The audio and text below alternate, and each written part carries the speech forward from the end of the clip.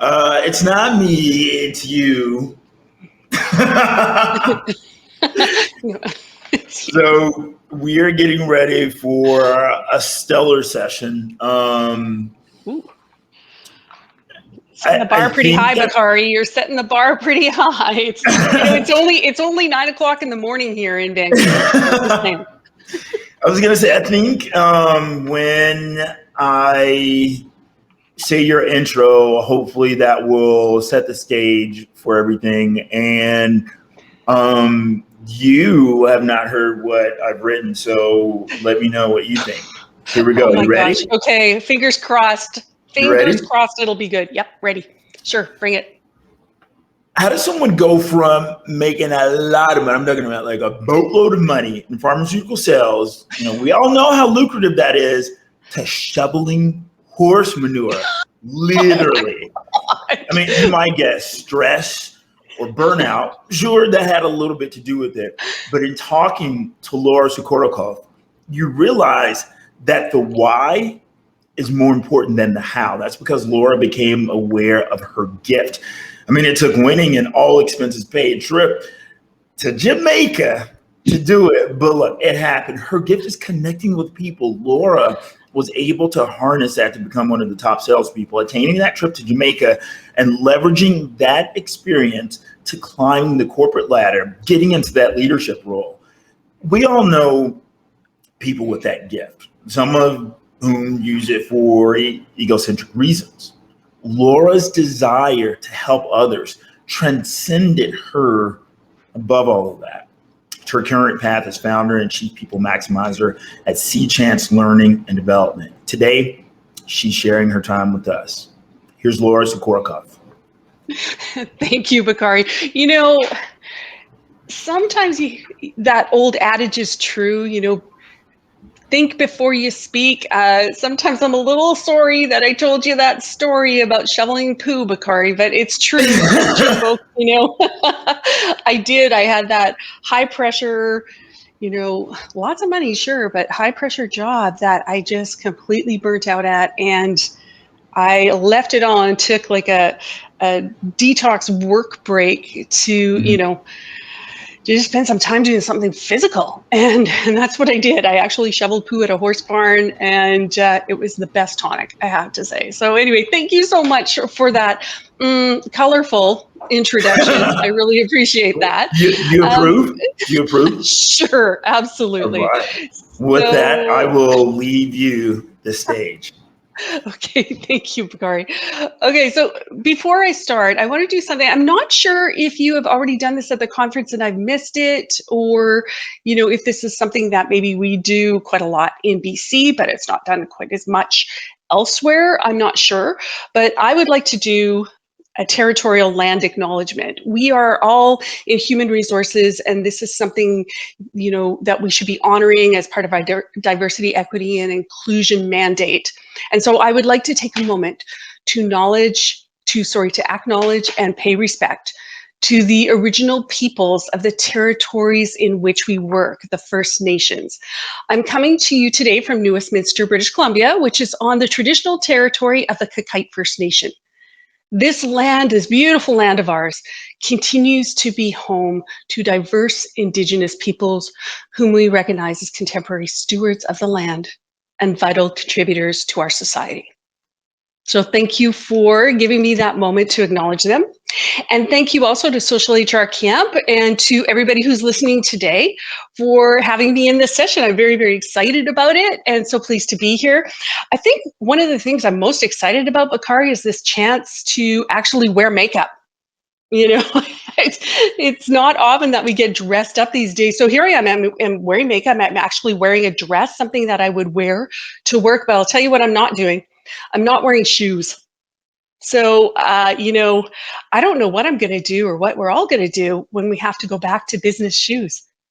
I'm wearing my slippers today. So I'd like to know from all of you, maybe take a moment and put it in chat. What are you wearing on your feet today? And while you're doing that, I'll take off my slippers and I'll show you what I got on. There you go.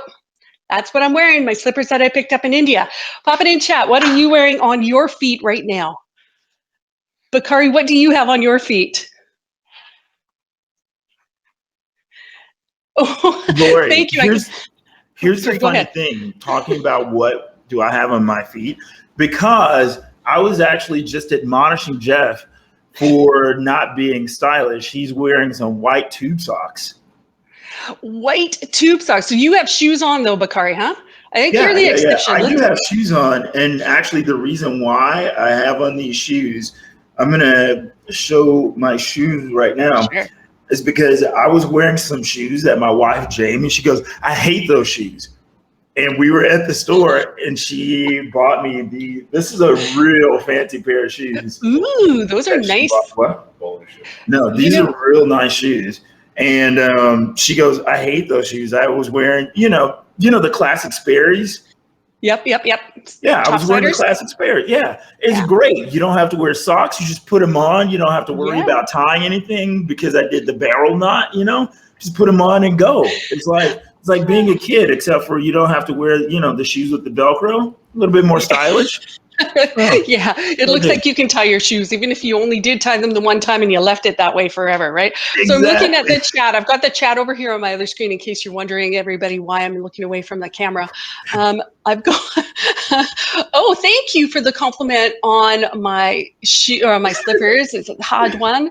I appreciate that. She said, ooh, they're so cute. So thank you. We've got a few people that are wearing nothing, barefoot. So that's pretty cool. We've got somebody in sliders, Adidas sliders, which is really nice and comfortable.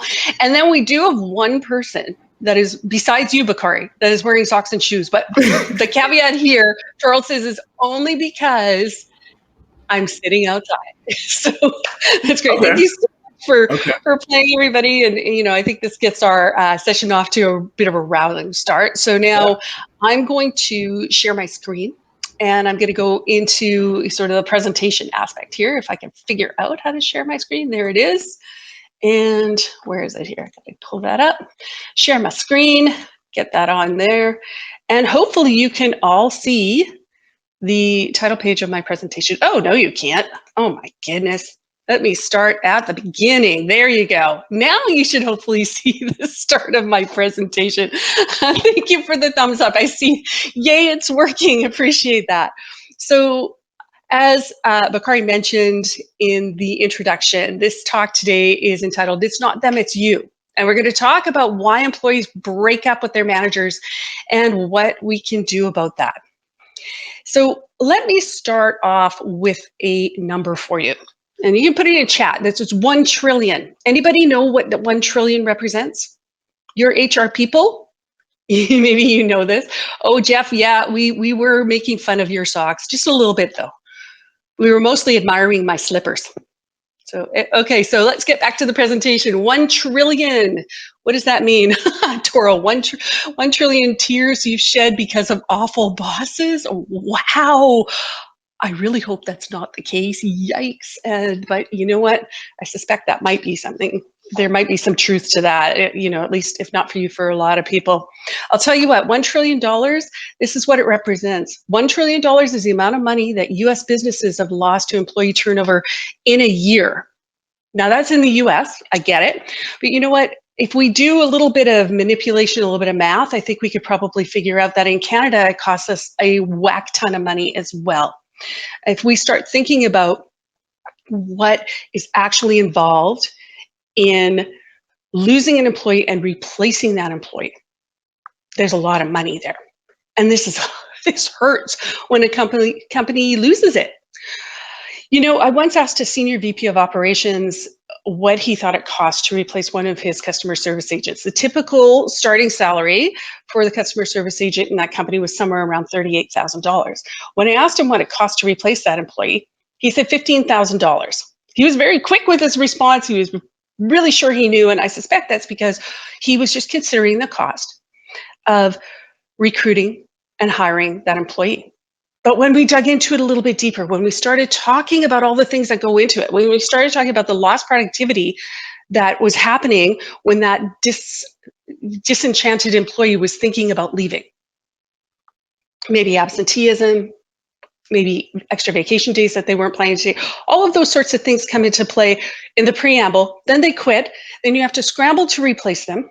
And then you have lots of productivity in the time that it takes to get the new candidate up to speed. But there are also other costs involved with this. Things like customers, if this is a customer service agent, what is the reaction of the customers? What is their satisfaction level? How is this impacting the metrics on that side of things? And I'm a learning and development person, so of course my mind always goes to training. What is the cost of training this new employee and getting them up to speed? What is the impact on all the other employees as they're picking up that slack while that new person gets trained and ready to go? So these are all actual hard costs that come into the picture, and you can see how they would really quickly ramp up. So, I'm going to suggest to you in your organizations, take a look. What is your attrition rate? And what is this actually costing you in the process? As I mentioned before, I've had a long career in organizational learning and development. And Bakari mentioned that I was in sales. And yep, I did that for a while. And I veered off in a few other different directions, including being an interior decorator. But somehow I've always found myself gravitating back to learning and development. So I guess this is where my niche is. And I really enjoyed it. I've really thrown myself into it. And during this time in learning and development, I have met a lot of people and I've earned their trust. And as a result, I've heard their stories. And so from these stories has come this passion project that Bakari mentioned before. It's a book about employee engagement and retention. And it's entitled, "It's Not Them, It's You, Why Employees Break Up with Their Managers and What to Do About It." So it's been said that employees don't quit their jobs, they quit their managers. I'm sure all of you in HR have heard that before. And I'm going to talk about that today. You see, I've done my research and I've talked to a lot of employees. You can almost recognize that phone call when they call you up and say, "Hey, Laura, can we have a coffee?" And I can almost tell by the tone of their voice that they want to chat with me about what should they do. Should they quit because they're so unhappy? Or now that they've quit, can I help them figure out what to do next? Pretty much everyone has a story about a bad manager and why they chose to leave that manager to work for somebody else. And how about you? I want to give me a thumbs up if you have a story. Just give me a thumbs up. I know that, Territorial, you have a story. Then we got at least one thumbs up. Oh, we've got a few more coming now. Yep, I think just about everybody has at least one story of a bad manager. And I think that's kind of too bad because this is something that, can be worked on. So I'm going to talk about that today. In my book, I feature some of these stories and I ask the contributors of these stories what happened with their managers and what they wish had happened instead. And in each case, the solution was really very simple, and I'll dig into that a little bit deeper. I'm convinced that managers hold the key to employee engagement and retention, and I'll show you how as we go through this presentation.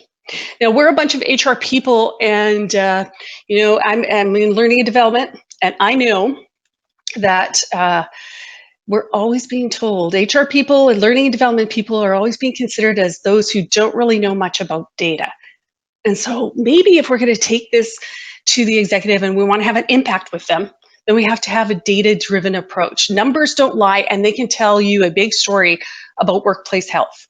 So I'm first going to give you some data behind the engagement problem, and then we'll look at a solution. My data is coming to you from a few different sources, including the Gallup organization. And I'm sure that you recognize this is it's a world-renowned resource for employee engagement data. And I'm going to also bring in some of my own personal data and research into the case studies that I've gathered. And so let's dig in and take a look at it. Okay. So the Gallup organization tells us globally that only 15% of people are engaged in their work. Globally, it sucks, frankly. 85% of people would rather be anywhere else than where they are. So that means only 15% of people are actually highly involved in and enthusiastic about their work and their workplaces. Now, in the US and Canada, it's pretty similar. Things are quite a bit better. In 2019, engagement in the US and Canada sat at around 31%. Now, interestingly enough, during the pandemic, we saw that number actually went a bit higher to about 39%. Okay, so that's sounding good, right? I mean, after all, it's more than twice as high as other parts of the world. However, if we look at the flip side of that, that means that at any given time, we have about 60% of our employees that are open to new opportunities. They're thinking about leaving, maybe they're actively job hunting. Gallup also tells us that about 17% of the workforce is actively disengaged. So this means they're already one foot out the door, or worse, maybe they quit and stayed and they're just putting in time, doing the very least they have to do and collecting the paycheck until they retire or until they're fired or what have you. They're really not contributing a whole lot to the bottom line. Now, what about the poor managers? During the pandemic, manager engagement has actually fallen to 34%. So you know what that means. You got about 2/3 of your managers wanting to know how they can check out from their role. It's getting a little grim, isn't it? The average tenure in a job is about 4.3 years. So actually that sounds okay. You know, I think in HR and talent acquisition, we feel like, you know, if we can get 4 years out of an employee, that's pretty good. Well, let me burst your bubble a little bit here. This number is an average, which means that 11% of the people out there stay in a job for 20 or more years, and those people are skewing the data a little bit. So the sobering fact is that 21% of people stay in a job for less than 1 year. And when we reflect on how much time and how much effort and how much money is spent on new hires, to lose them within the first year is a serious drain on company resources. Tech companies are notorious for employee turnover, as are retail and service occupations. However, their message is in the statistic for all employers. It just costs way too much, and it's too great a drain on the company's resources to have a revolving door for new hires. Okay, I want to take a moment here and just check in. Hey, Bakari, can you tell me, I've got some pounding happening right over my head right at this moment, even though I asked them not to be here. Can you all hear me? Is it quite bothersome in the audience? Can you hear the banging? Okay, we've got thumbs up. Okay, so we're good. All right, thanks everybody. I appreciate that. Good, okay. Glad to hear that you can't hear it because I've got roofers right overhead. I don't know what happened, but all of a sudden here, all the renovations that we have going around in our house, it all has to be done this week. So anyway, thanks for bearing with me. Okay, so you may be aware of the Microsoft Work Trends Index report. Let me get back to that. We'll go here. Yeah, the Microsoft 2021 Work Trend Index report was put out. I think the data was collected in January, and they put this out very, very recently. And what we learned from that is since the start of COVID, workers have been feeling discontented. There is a very, very high rate of burnout, and leaders seem to be really oblivious to it. In fact, this is something that was taken out of the report, and I'll just read it to you. Many business leaders are faring better than their employees. 61% of leaders say they are thriving right now, 23 percentage points higher than those without decision-making authority. They are not only building stronger relationships with colleagues, they are earning higher incomes, and they are taking all or more of their allotted vacation days. Now contrast that with the 37% of the global workforce that says their companies are asking too much of them. Now, all of these people, if this keeps carrying on too long, are going to be thinking, yeah, it's time to go. In fact, this same report tells us that 41% of employees are already considering leaving their current employer within the next year. 46% plan on making a major career change or pivot. So this could be because of a number of factors. It could be because they have noticed that life is short and they want to try something new. It could be, that they now can apply for a job anywhere in the world because companies everywhere have opened up to this possibility of remote work. And I'd love to hear from you. Pop it in chat. What kind of things have you been considering? A job change, a career change? Have you heard from others? And what sort of reasons are they giving you? So while I'm waiting for some of those responses to come from you, I think the pandemic has given business, and it has given the people that work in those business the opportunity to really reflect on what is key, what is really important, what really drives them. So Rob, thank you so much for your response. You want to work on a beach? Well, yeah, don't we all? I would love that too. In fact, I'm working on that right now. I'm working on making a residence change and moving to Vancouver Island so I can be right on the water. We've got Bakari, who said you did a huge job in career change at 28, and I know you've also done a big change just recently. So you've got lots of people going back to school now. They're taking this opportunity doing that during the pandemic. Perhaps they've been furloughed, perhaps they've been laid off, perhaps they've just decided to quit and focus on their families. And this could be the situation where they've had time now to reevaluate what they want to learn, what they want to do. Kari, I see you popped up. Yeah, I don't know if you would want me to interject and kind of elaborate on the huge job change the career change that I did. So, going back to, sharing stories during our pre-interview, I started off, doing the whole Hollywood thing, then started doing corporate work, moved from LA to San Francisco, and, I was killing it and it was great. I was living in Nob Hill, I had a great life, great nightlife, all that stuff, the young professional life, but I was still unhappy. And I thought, okay, if I'm going to be unhappy, then, I'll go back to school, I'll get an MBA, I'll continue to climb the ladder and just make as much effing money as I can. But then I just realized I wouldn't really be happy. So I took that as an opportunity to get into what I'm doing now, go back to TV journalism, because that's always what I wanted to do. And I just, took that as an opportunity to do it. And when I made that change, I was overwhelmed by the amount of support that I had from my friends and other people professionally. It was very, very overwhelming, and it was very validating that this is what I should be doing. So that's what happened. Uh-oh, can't hear you.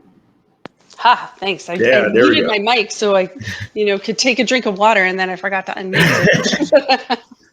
Okay, so yeah, I think your story is not all that unusual right now. I think the pandemic and, all of the social justice things that have popped up, all this focus on diversity, equity, and inclusion, we are sort of reevaluating what's really important. And people are making different decisions. We've all heard about the amount of women that have left the workforce. This has become a big concern because they've left the workforce to care for family members. And people are really starting to reevaluate what's truly important to them. And so that's taking them into not just leaving work, taking a hiatus to care for family, but that's also led them to make decisions about, you said that you were in the Bay Area. Well, the Bay Area is notorious, as is Toronto, as is Vancouver, notorious for being super expensive to live in. Well, Here's the thing. If your work is now virtual, or if you have that flexibility to be virtual, then you don't have to live in Toronto.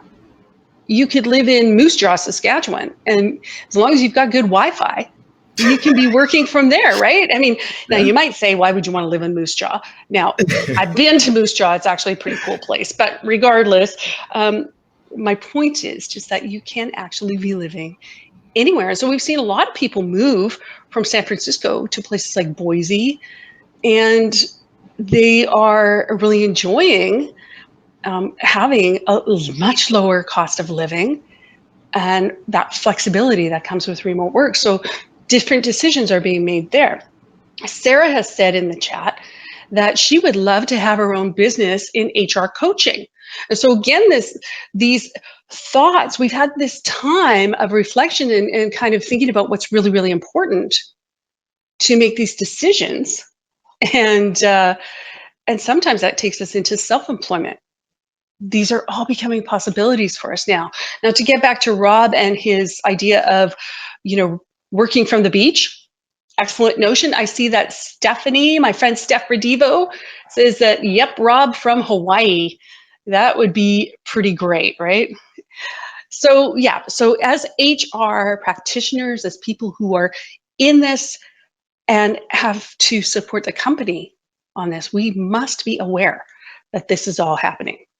So let's move back to that number, that $1 trillion that I mentioned earlier. So when I first heard that, I'm not gonna lie, I thought that was a staggering statistic, staggering. However, there is one that I think is even worse, and it's this.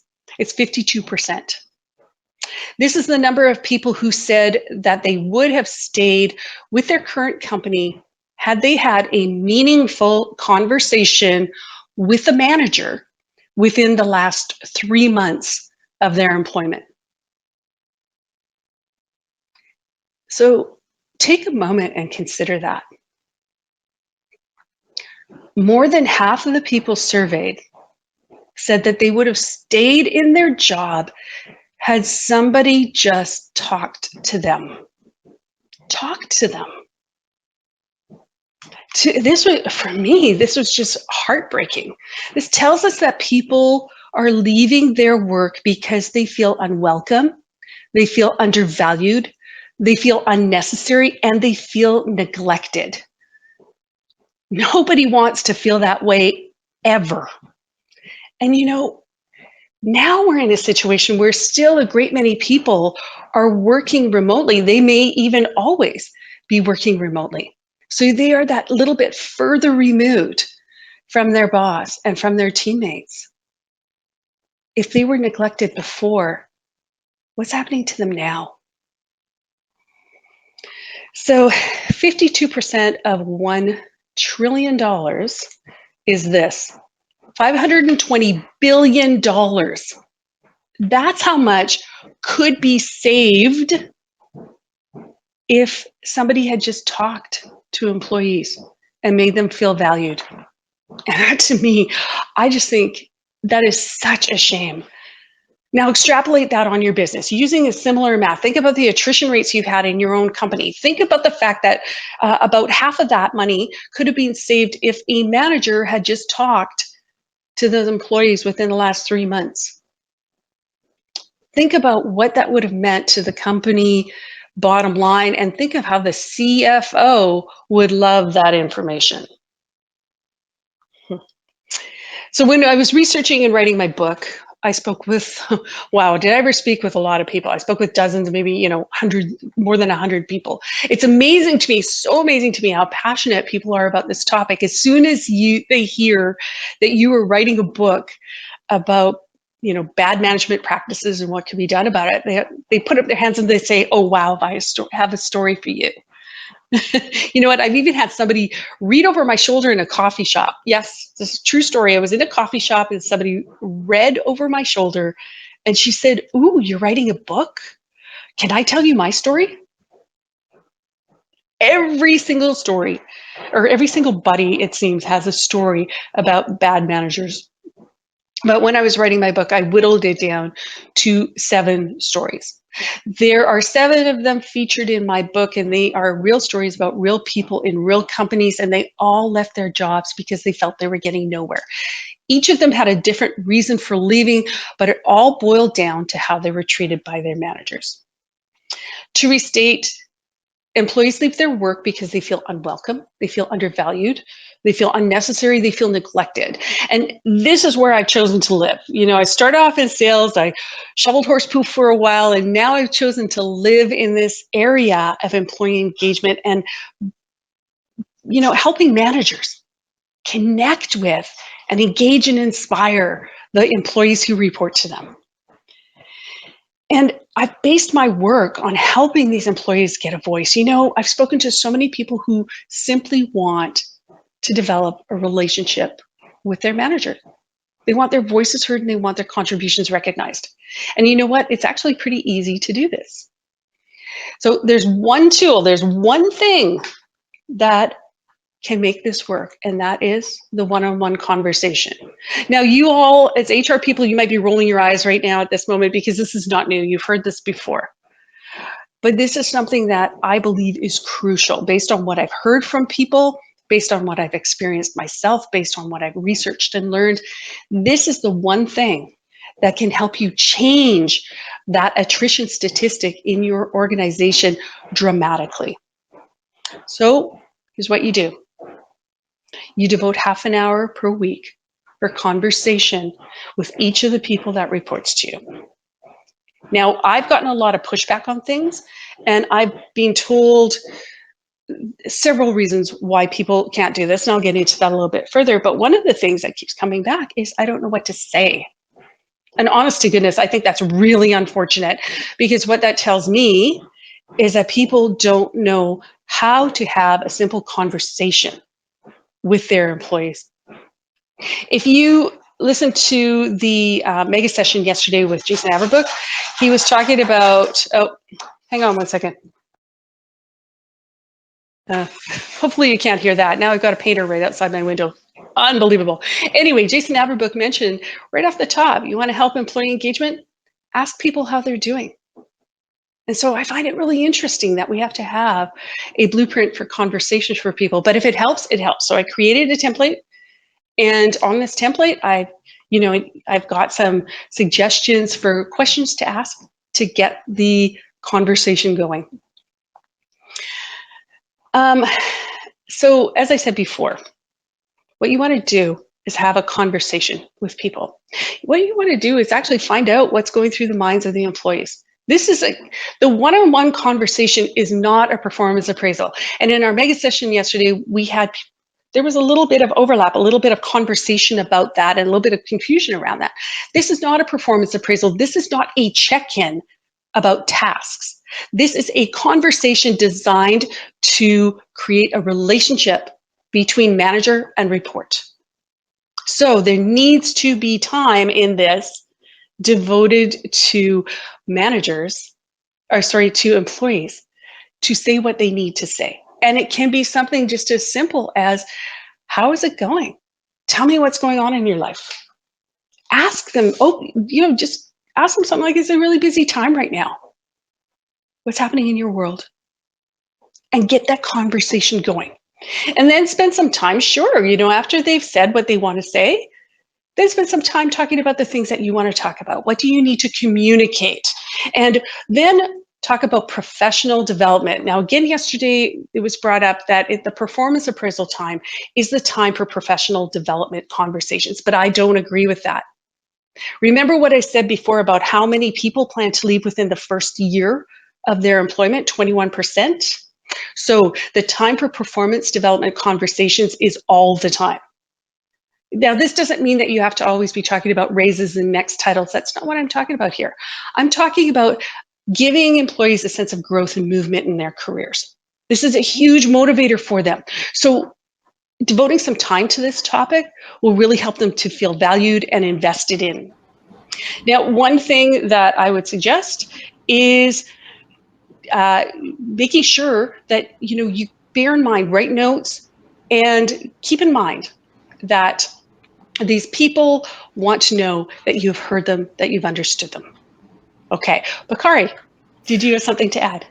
We are nearing 5 minutes before breaking for lunch. Yep, we're good. I'm just wrapping up, so thank you so much for that. I appreciate it. So I wanted to get into this. I know there's going to be pushback, and HR people, you're experiencing this all the time, and I've heard it too. I've had managers tell me they simply do not have time for 30-minute conversations with their employees every week. So I'm going to say again, let's flip this around. In these 30-minute conversations, you're sharing what's going on in the employee's point of view and what's going on in the company point of view. And this communication flow will actually help you to save time later. If you will know if projects are going off the rails and can easily get them back on the rails. You will know what's happening in the lives of employees so that you can jump in a timely fashion and address them. And mostly, think of all the time that you save not needing to replace employees. Certainly, as we've seen with the data, this can dramatically impact whether employees stay or whether they go. So you're in HR. This is going to fall to you to get it going in your company. So here's your call to action. Use the template yourselves, and please feel free, download it from my site. I'll give you the address in just a minute. And use it with your managers. Spread it around. Make conversations part of the mandated practice of your workplace. In HR, you have the power to do this. So if managers see that this is an organizational priority, if they're held accountable for it, then they're going to embrace the practice. Not only that, you've also given them the words to start the conversation. So use the one-on-one conversation as a path to creating these relationships, to establishing trust, and building mutual respect. So with that, I'm going to close my talk with some words from the amazing Claude Silver, who, if you don't know who she is, she's the Chief Heart Officer of VaynerMedia. In the workplace, she says, in the workplace, we need people who will show up for us. We need people who will hold space for us and have our backs. And we need people who will take action on behalf of them and or with them. This is called management. This is called leadership. This is called allyship. This is called being a human and not letting politics or that's not the way we do things here take up air. How we show up for others is how we show up for ourselves. Thank you. Wow. Thanks. How we show up for others is how we show up for ourselves. So we have, I think, about 2 minutes for questions. Do we have time for questions? Does anybody have questions for me? Happy to entertain them. While we wait for questions, when we talk about showing up, sometimes, I guess, is that just enough? Being present, or is there something more to that? And I know that might be like a bit of a elementary or naive question. So what we've seen, what I've learned from talking to people, what I've learned from doing research is actually just showing up is probably the most important thing. The what you say is nowhere near as important as the fact that you are there to say it. Wow. Or that you're there to listen to it. Okay, so people want to know that you're invested in them, and the best way you can do this is by being there for them. Listening to what they have to say, offering your support, advocating for them. And it doesn't have to be perfect. It just has to be genuine and heartfelt. Now, we could go into what if you don't like your employees? Well, that's a whole nother topic. But, and that does make things challenging, but I don't think that's a problem in most situations. I think most managers really do want to connect with their employees, and we know employees want their managers to connect with them. Okay, so what would you say showing up is the most important? Sorry, go ahead. What is the biggest barrier in making that connection? If people want this, if A wants this, B wants this, and then there's no mediator, like in, wartime, a peace, treaty. Yeah. Okay. So firstly, you're assuming a conflict, and sometimes that exists. I'm going to suggest we preempt a conflict by having conversation, right? So the ideas of having regular, frequent, and consistent conversations, honoring the time spent in those conversations. So if it has to be, if you have to cancel a meeting because you just can't make it because, hey, life happens, you rebook it. And when you rebook it, when you say this conversation is important to me, I want to get a replacement date on the calendar, what that says to the employee is, I value you. This is important. You are important. And it's that simple gesture that makes a massive difference. And that can then lead to those times when you disagree, that can lead to like that spanning, that bridging it, because that understanding of each other's points of view, so you can have a real conversation, maybe a debate, but not a that's it, I'm out of here argument. Mhm. Okay. The other thing that you talked about is, what are the barriers? I find that there's two barriers. The first barrier is time. People say, I don't have time for this. And I find that as I said before, when you are in this regular cadence, you actually make up time. It saves you time in the long run. Up front, it's a big investment, but after the first while, you are caught up, you know what's cooking, and productivity actually increases, and the time you spend in discussion decreases. The second thing that I found, and this is, I think, the biggest pushback thing, is I don't know what to say. When I start digging deep with people, when I start asking them, what's your real objection? What they come up with is, I don't know what to say. What do you And so mean? that's Can you why elaborate? they don't know how to start a conversation. A manager does not know how to start a conversation with their report. And this happens time and time again. And so that's why, honestly, that's why I created a template to just be a conversation starter. And once they start talking, it's usually okay. Often it's really awkward at the beginning, but people get used to it.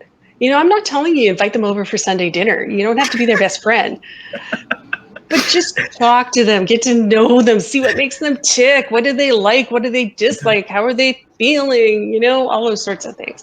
And just have a conversation much as you would with a family member or a friend or somebody you meet at a networking event. Open that door and let that relationship develop. Estella has a question. It's in the chat. Great. What do you think about employee-led development instead of manager-led? Okay. So that's an interesting thing. And I actually do think employees should be the drivers of their careers. They are in the driver's seat of their careers. However, the managers need to be the GPS, perhaps, if you will. So they're the ones that can help them determine the best route to where they want to go.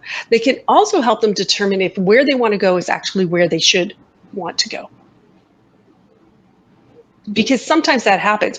People think this is exactly what I want to do in this company, but they actually don't have the requisite skill sets. Okay, that's okay. You can develop those.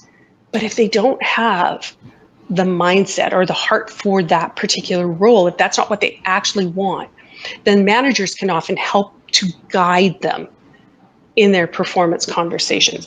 And I've seen this happen over and over again. In the company that I worked for before, there was a manager who was very popular.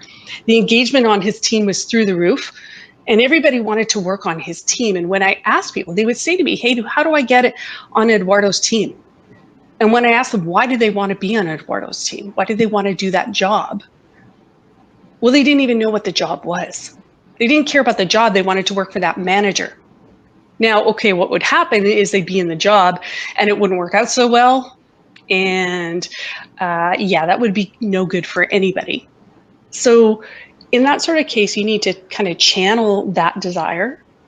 It's a desire to work with a particular manager, but what is it that they're seeking? What is it that they're lacking? And kind of, as I said, be that GPS, be the guide on that route. Estella, does that answer the question?